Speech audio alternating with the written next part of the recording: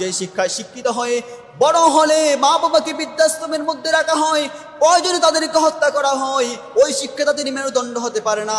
যে শিক্ষায় সর্বোচ্চ শিক্ষাগারের মধ্যে আবদারের মতো সন্তানকে হত্যা করা হয়, ওই শিক্ষা তাদের মেরুদণ্ড হতে পারে না। এই শিক্ষার মধ্যে সেই আবু সাইদের মতো সেই বীর সেনানীকে গুলি করে পুলিশ নির্মমভাবে হত্যা করা হয়েছে, ওই শিক্ষাও কিন্তু জাতির মেরুদণ্ড হতে পারে না। যে শিক্ষা গ্রহণ করে আজকে জাতি ধ্বংসের মুখোমুখি হচ্ছে, ওই শিক্ষা জাতির মেরুদণ্ড হতে পারে না, ওই শিক্ষা জাতির মেরুদণ্ড হতে পারে না।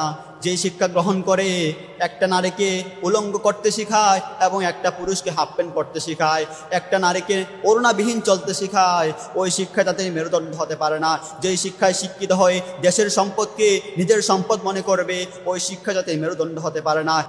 ওই শিক্ষাই হচ্ছে জাতির মেরুদণ্ড।